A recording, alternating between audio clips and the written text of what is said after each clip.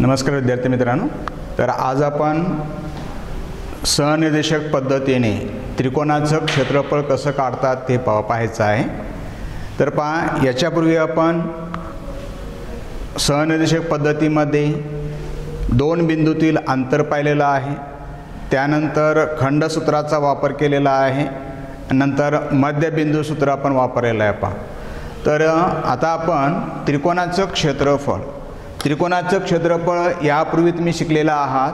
कोणताही त्रिकोण तुम्हाला दिला असेल आणि या त्रिकोणाचं क्षेत्रफळ तुम्हाला काढायचं असेल तर कोणती माहिती दिलेली आहे त्यावरून ठरवायचं असतं। समजा तुम्हाला हा त्रिकोण ABC दिलेला आहे आणि याचा पाया तुम्हाला एक 10 सेंटीमीटर आणि शिरोबिंदूतून पायावर टाकलेला लंब हे एक 5 सेंटीमीटर किंवा 4 सेंटीमीटर असं दिलेलं असेल, म्हणजे पाया आणि त्या पायावरती दुसऱ्या बिंदूतून टाकलेला लंब शिरोलंब दिला असेल तर या ठिकाणी क्षेत्रफळ A बरोबर 1/2 B गुणिले H, म्हणजे पाया आणि लंब उंची या दोघांच्या गुणाकाराचं निम्म या सूत्राच्या साहाय्याने इथं काढलं जातं। हे एक पाहिलेलं आहे। समजा तुम्हाला दुसरी पद्धत, हे एक झालं।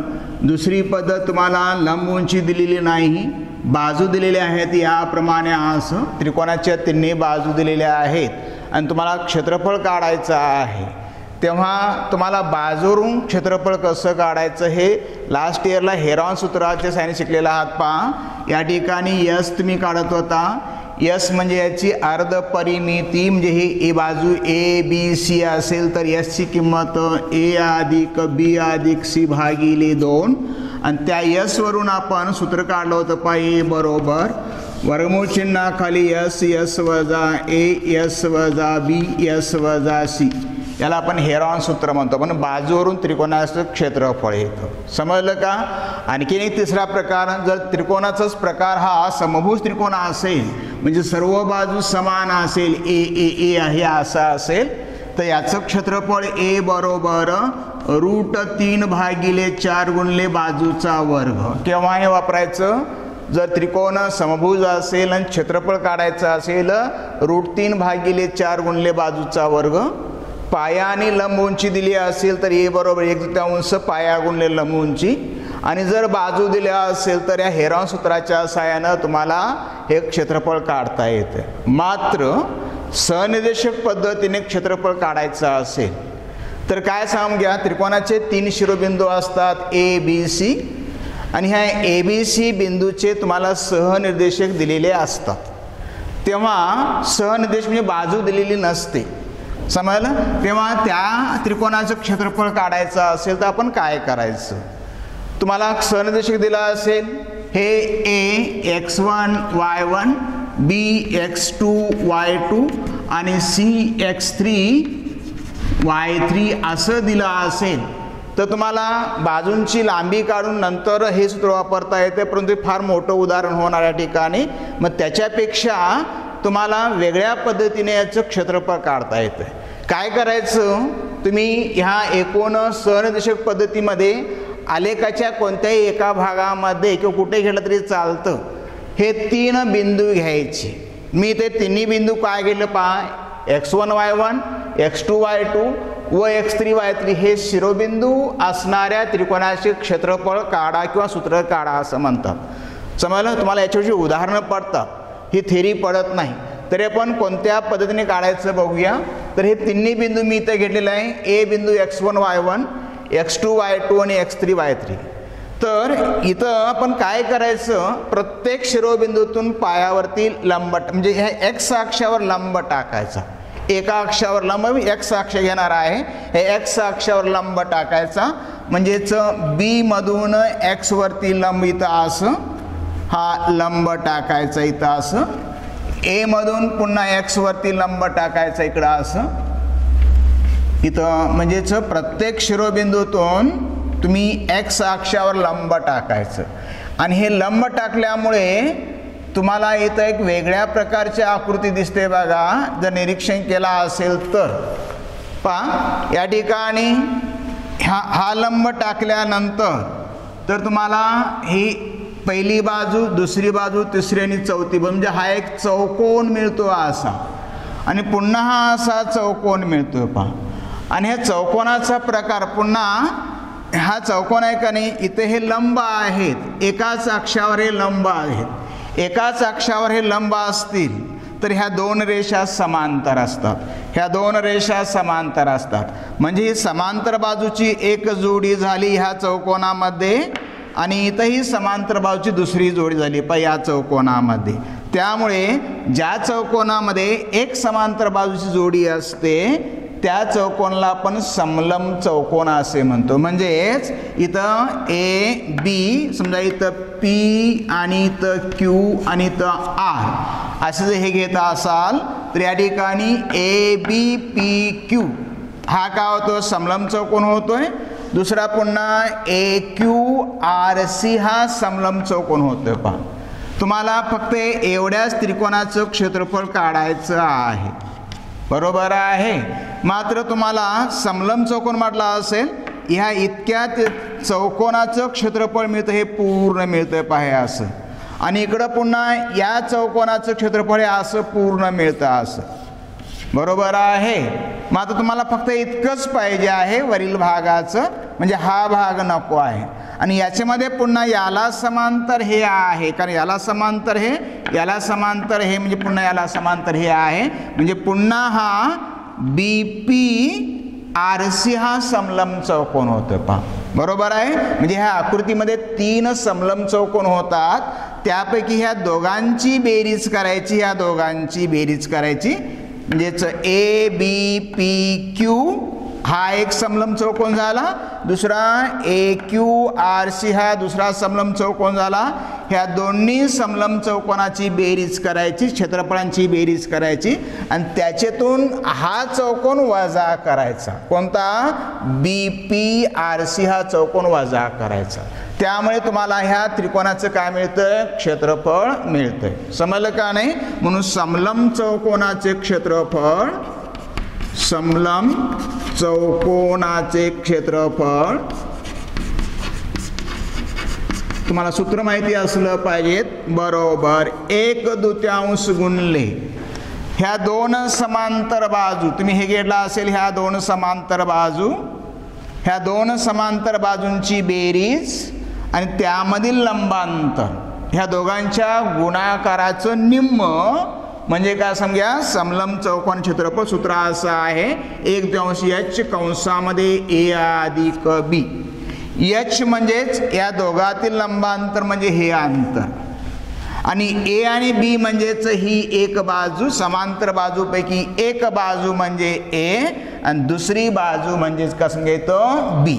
ह्या दोन्ही समांतर बाजूंची बेरीज व त्यामधील लंबांतर, ह्या दोघांचा गुणाकार त्याचं निम्म म्हणजे ह्या समलंब चौकोनाचं क्षेत्रफळ. या सूत्राच्या साहाय्यानं आपण याचं क्षेत्रफळ काढायचं आहे. समजलं का. म्हणून इथं आपण कसं मांडूया पहा. तर तुम्हाला त्रिकोण ए बी सी चे क्षेत्रफळ काढायचं आहे. म्हणजे क्षेत्र त्रिकोण ए बी सी बरोबर, समजलं, कोणत्या, या त्रिकोण क्षेत्रफळ बरोबर समलंब चौकोन कोणता, ए बी पी क्यू. इथं मी थोडक्यात लिहितो समलंब चौकोन किंवा पूर्ण लिहूया. क्षेत्रफळ बरोबर बरोबर समलंब चौकोन. समलंब चौकोन कोणता, A B P Q, A B P Q अधिक पुन्हा हा समलंब चौकोन, पुन्हा समलंब चौकोन, समलंब चौकोन ए क्यू आर सी, ए क्यू आर सी. ह्या दोघांच्या क्षेत्रफळाच्या बेरजेतून हा चौकोन वजा करायचा. हा पुन्हा समलंब चौकोन आहे म्हणजे वजा पुन्हा समलंब चौकोन. समलंब चौकोन कोणता, बी पी आर सी, बी पी आर सी. समजलं. बरोबर चिन्ह खाली आपण बरोबर चिन्ह घेऊया.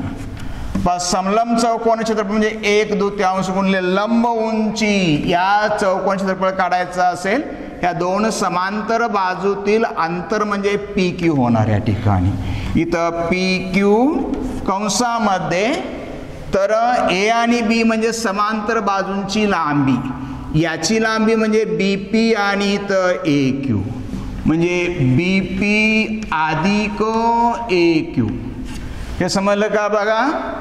तर दुसरा नंबर 2 समलंब चौकोन ए क्यू आर सी म्हणजे या चौकोन क्षेत्रफळ या दोन समांतर बाजू आहेत आणि त्याच्यातील लंबांतर म्हणजे क्यू आर म्हणजेच अधिक 1/2 गुणिले क्यू आर कंसामध्ये या दोन लंब रेषा ज्या आहेत समांतर रेषा त्यांची लांबी म्हणजे ए क्यू अधिक सी आर, ए क्यू अधिक सी आर वजा याच्यातून काय करायचं आहे, पुन्हा हा चौकोन वजा करायचा आणि हा पुन्हा समलंब चौकोन आहे म्हणून पुन्हा 1/2 गुणले या दोन बाजूतील अंतर म्हणजे पी आर कंसामध्ये याची लांबी आणि याची लांबी म्हणजेच बी पी अधिक सी आर, बी पी अधिक सी आर. समजलं का. सूत्र एकच वापरायचं आहे, समांतर बाजूंची बेरीज व त्यामधील लंब उंची या दोघांच्या गुणाकाराचं निम्म म्हणजे समलंब चौकोनाचं क्षेत्रफळ.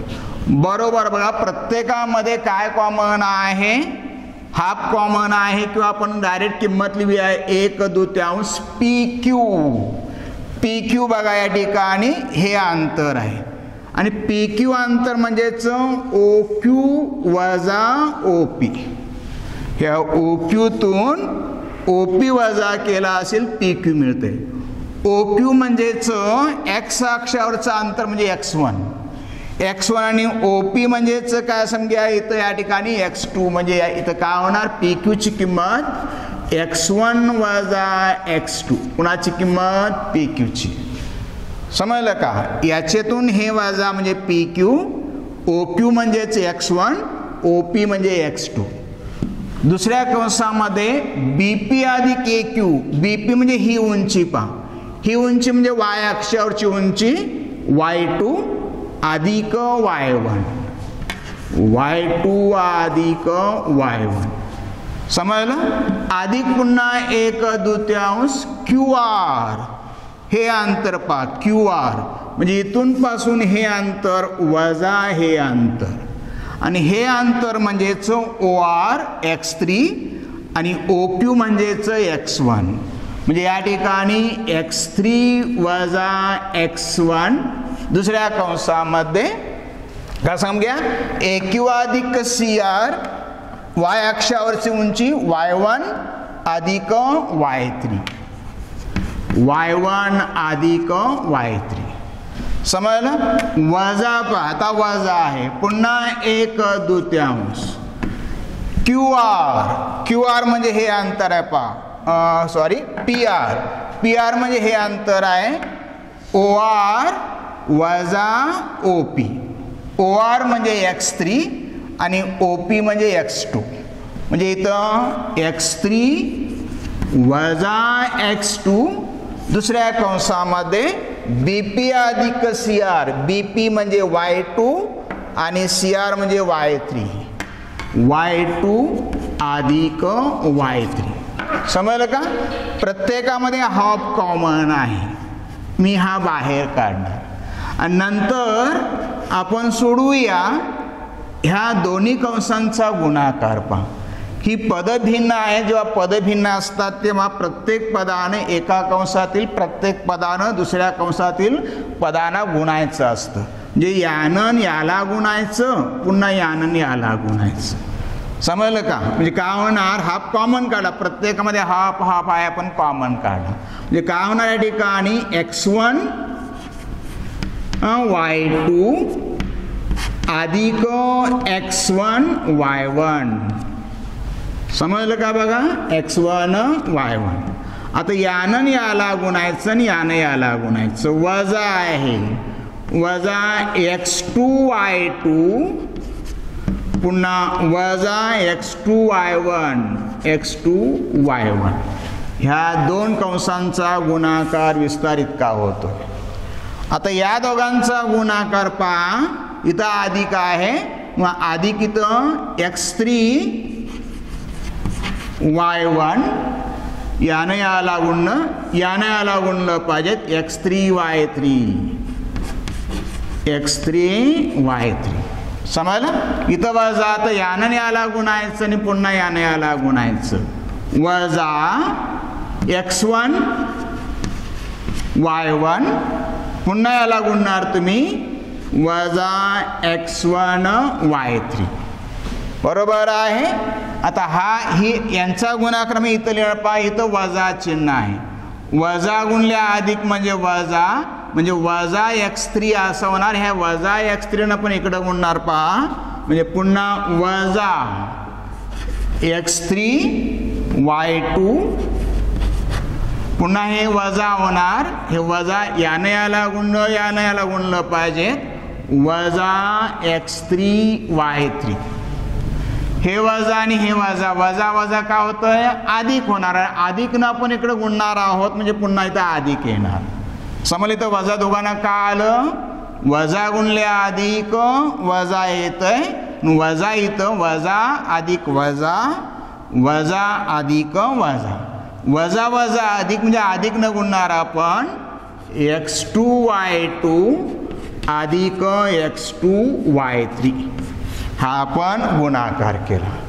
आता इथे एकूण पहा 1 2 3 4 5 6 7 8 9 10 11 12 पद आहेत. करेक्ट. आता याच्यामध्ये काही पद समान आहेत पहा, म्हणजे इथं x1y1 हे पद आहे, हेच पद पुन्हा इथं आहे आणि एकाला अधिक आणि एकाला वजा म्हणजे हे काय होणार या ठिकाणी कॅन्सल होणार.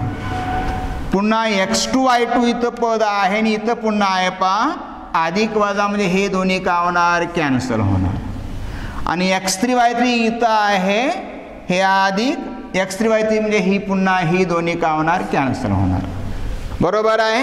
मग काय शिल्लक उरतं पुढं बरोबर 1/2 कंसामध्ये मी पहा x1y2 हे प्रथम पद घेणार. x1y2 हे घेतलेलं आहे.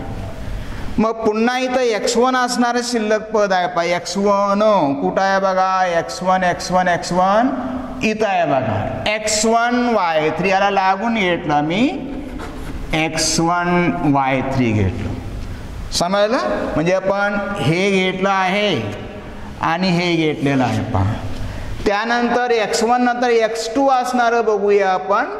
x2 मध्ये अधिक असणारं कोणतं आहे पहा x2 हे घेणार मी. अधिक असणारं अधिक नंतर वजा पुन्हा इथं अधिक पाहिजे आपल्याला, हे पद घेतलं x2y3 हे घेतलं पहा, याला घेतलं.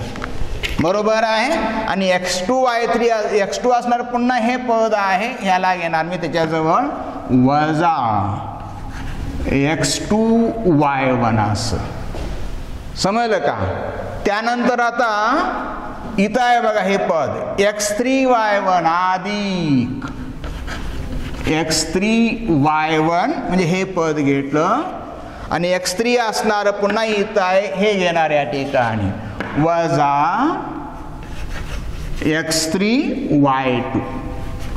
x3y2 अशी शिल्लक 4 पद एकूण 1 2 3 4 5 6 पदे घेतली. 6 पद कॅन्सल झालेले आहेत.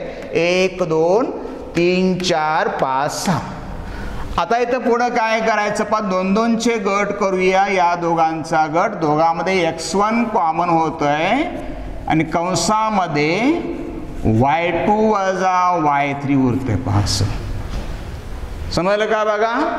नंतर पुन्हा अधिक ह्या दोघांच्या मध्ये x2 कॉमन होतोय, y3 वजा y1 शिल्लक होतोय. पुन्हा ह्या दोघांमध्ये अधिक x3 कॉमन निघतंय आणि y1 वजा y2 हे शिल्लक होतंय पहा. हे असं मिळतंय. आणि शेवटी तुमचं हे क्षेत्रफळ म्हणून त्रिकोण ABC किंवा क्षेत्र त्रिकोण ABC बरोबर सूत्र पहा कसं लक्षात कसं ठेवायचं या ठिकाणी सिंपल आहे. 1/2 हा कॉमन काढलेला आहे कंसाच्या बाहेर.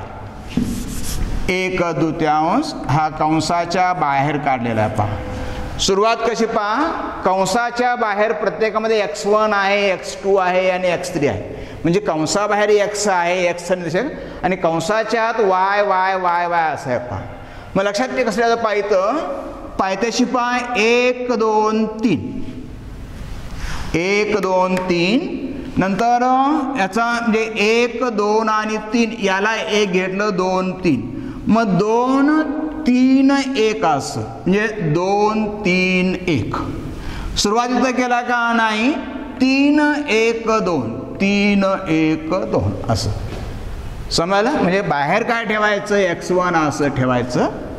कंसामध्ये वजा बाकी असते लक्षात ठेवलं पाहिजे.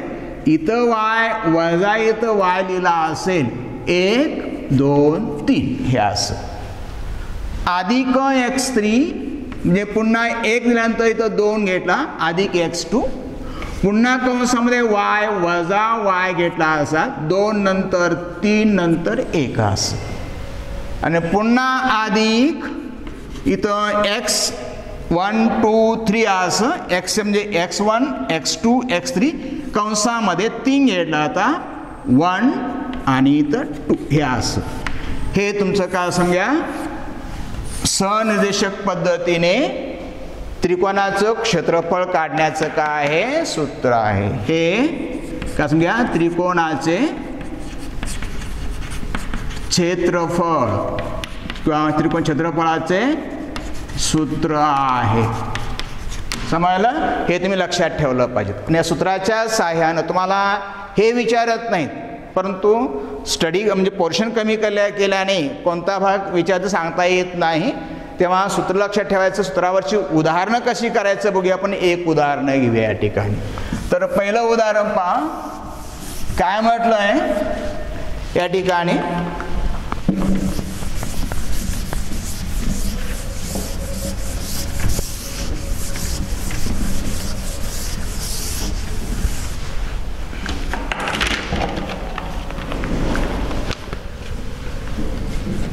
उदाहरण नंबर 1 सूत्रावरून आपण उदाहरण सोडूया.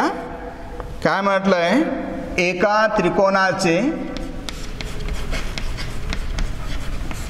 शिरोबिंदू त्रिकोणाचे शिरोबिंदू 1 वजा 1 वजा 4 6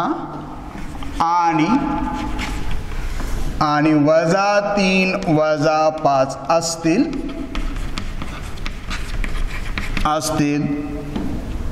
तर त्याचे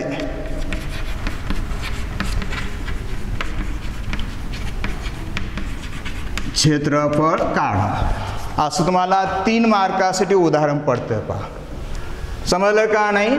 तर हे शिरोबिंदू दिल्यानंतर क्षेत्रफळ काढायचं आहे म्हणून सोल्युशन मध्ये तुम्ही काय लिहिलं पाहिजे प्रथम त्रिकोणाचे क्षेत्रफळ बरोबर 1/2. लक्षात ठेवा सोपं सांगितलं बघा.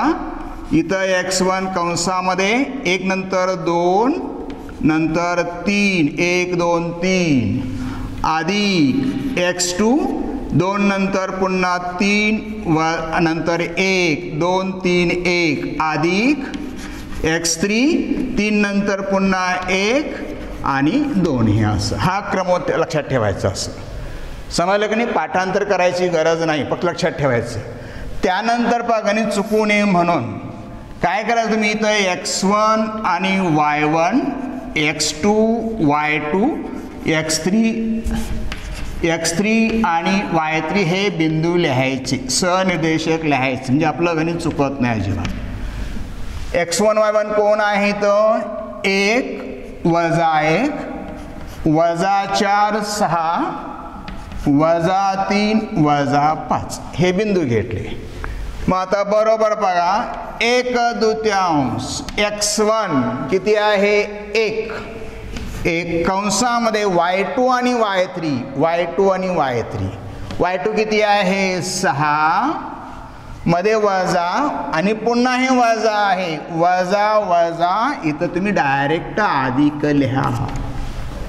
समजले? हे वजा आहे, पुन्हा हे वजा, वजा वजा अधिक, हे नेहमी अधिक ठेवायचं. अधिक x2 पहा, x2 काय आहे -4 इथं कंसामध्ये y3 वजा 5 वजा y1 पुन्हा इथं वजा वजा अधिक 1 अधिक x3 वजा 3. समजलं? कंसामध्ये y1 वजा 1 वजा 6 हे असं. समजलं? बरोबर चिन्ह आखलं तर सोडवायचं. 1/2 हा 1 आहे तसं ठेवायचं. ह्या दोघांची बेरीज पहा किती 6 आणि 5 11 अधिक वजा वजा 4 ह्या दोघांची बेरीज 5 मधून 1 गेला वजा 4. इथं पुन्हा अधिक वजा वजा 3 या ठिकाणी इथं चिन्हे समान वजा 7 बरोबर 1/2 11 1 11 वजा वजा अधिक 4 चौक 16 वजा वजा अधिक 7 किती 21. सिंपल आहे. बरोबर 1/2 ह्या सर्वांची बेरीज गुणिले 1 7 आणि 1 8. 1 अधिक 7 7 7 आणि 1 8 2 आणि 1 3 3 आणि 1 किती 4. भाग जात असं द्यायचा. 2 के 2 2 4 2 चौक 8 बरोबर 24 चौरस एकक सेंटीमीटर नव्हे. समजलं? 24 चौरस सेंटीमीटर हे याचं का सांगितलं उत्तर झालं. समजलं का? तर याप्रमाणे आपण पुढं बघायचं आहे. पुढं काय करायचं ते पहा. तर दुसरं उदाहरण काय म्हटलंय बघा. क्षेत्रफळाचं घेतलेलं आहे मी. पुढचं काय म्हटलेलं आहे वेगळा प्रकार.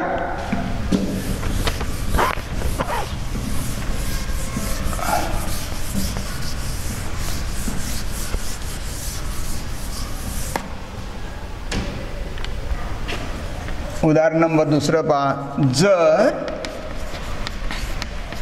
बिंदू A 2 3 B 4 के आणि C 6 वजा 3 हे एक रेषीय आहेत. एक रेषीय असतील तर के ची किंमत काढा. जरा हे के ची किंमत काढा असं तुम्हाला विचारलं. काय म्हटलं पाहिजे? उदाहरण नंबर 2 जर बिंदू A B आणि C हे एक रेषीय असतील तर के ची किंमत काढा. क्षेत्रफळ काढा म्हटलेलं नाही. एक रेषे म्हणजे एकाच रेषेमध्ये आहेत किंवा आहेत का ओळखा म्हणता येतं. के न देता हे बिंदू एक रेषीय आहेत का ओळखा म्हणतात. आणि या प्रकारचं उदाहरण आपण यापूर्वी घेतलेलं पहा. अंतराच्या साह्यानं याचं अंतर काढलं होतं, याचं अंतर काढलं होतं आणि याचं अंतर काढलं होतं आणि दोन लहान अंतरांची बेरीज करून ती मोठ्या अंतरात की आहे का पाहिलं होतं. पहा जर असतील तर ते एक रेषीय असतात. समजलं? हे अंतराच्या साह्यानं. अंतर न काढता ते बिंदू एक रेषीय केव्हा असतात. समजा मी असं हे 3 बिंदू घेतले असतील. हा A बिंदू B बिंदू आणि C बिंदू एक रेषीय आहेत का? नाहीत, कारण ते एकाच रेषेमध्ये येत नाहीत. तेच मी इथं असं घेतला असेल. इथं A B आणि C आणि सांजा असेल ही एक रेषीय. पहा हे तुम्ही सांजा असेल इथं त्रिकोण तयार होतो. हे सांजा असेल ही एक रेषा तयार होते. पहा एकच सरळ रेषा तयार होते. असं वक्र नव्हे असं. समजलं का? मग जर ही सरळ रेषा असेल तुम्हाला इथं व्यापलेली जागा मिळते. त्रिकोणानं रेषेने व्यापलेली जागा मिळत नाही.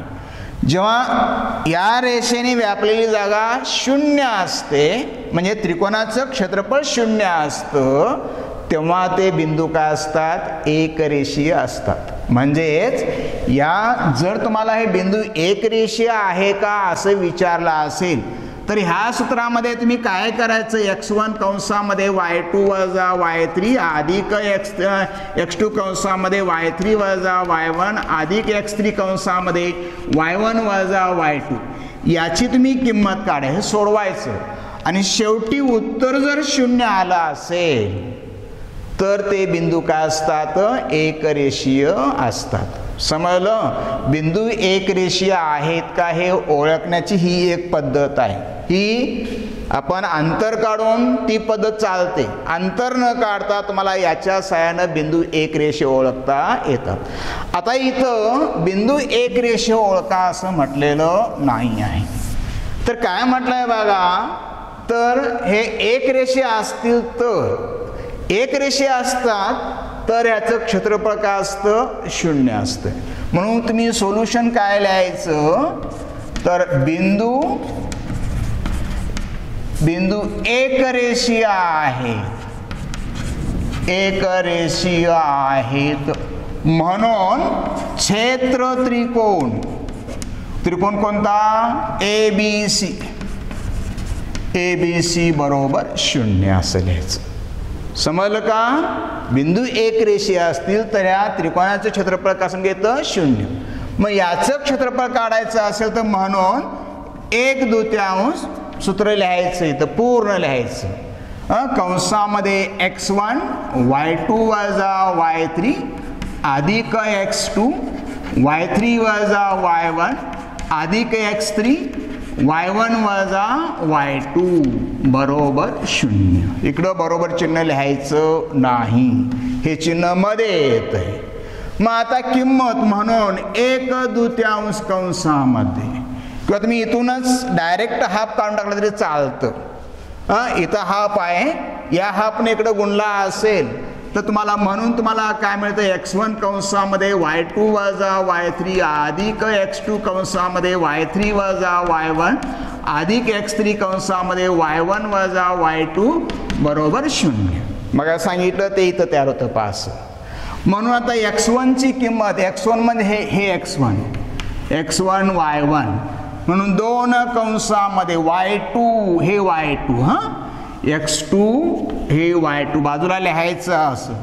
y2 काय आहे तर k वजा y3 x3 आणि y3 वजा वजा काय होतंय, अधिक होतंय. समजलं? अधिक x2 बघा काय आहे 4 कंसामध्ये y3 वजा 3 वजा y1 वजा 3, हे वजा 3 इथं आले, y1 चे इथं आले पहा. अधिक x3 6 कंसामध्ये y1 3 वजा y2 इथं k बरोबर शून्य. समजलं? मग इथं बेरीज होत नाही कारण k मध्ये 3 मिळवताय, 3k नव्हे. इथं याने याला गुणायचं 2k अधिक 6, इथं मात्र बेरीज होते. याना तुम्ही इथं 4 दोघांची बेरीज वजा 6, इथं बेरीज होत नाही, 3 संग 18 वजा 6k बरोबर शून्य. आता पुन्हा सोडूया हा कंस. 2k अधिक 6 वजा 24 अधिक 18 वजा 6k बरोबर शून्य. k किती वेळा बघा, 2 वेळा आहे. 6 मधून 2 गेले वजा 4k. इथं 8 संख्या पहा. 6 अधिक काय समजा 18 आणि 2 20 म्हणजे अधिक 24 वजा 24 बरोबर शून्य. बरोबर आहे? हे दोन्ही काय होणार, कॅन्सल. म्हणून वजा 4k बरोबर शून्य. म्हणून k बरोबर 0 भागिले वजा 4. समजलं? इथं लिहितो वाटल्यास. म्हणून इथं k बरोबर 0 भागिले वजा 4. शून्याला कशाने भागला असेल, k बरोबर 0. समजलं? अशा प्रकारे तुम्हाला या प्रकारचं उदाहरण विचारलं असेल तर असं केलं पाहिजे. मग तुम्हाला स्वाध्यायामध्ये पहिल्या गणितामध्ये पहा, स्वाध्याय 7.3 क्षेत्रफळ काढा, 2 उदाहरणं दिलेली आहेत आणि केची किंमत काढा, अशा प्रकारची 2 उदाहरणं दिलेली आहेत. हे तुम्ही आज करा. उद्या यावर्षी राहिलेली आपण गणितं उद्या पाहायची आहेत. थँक्यू.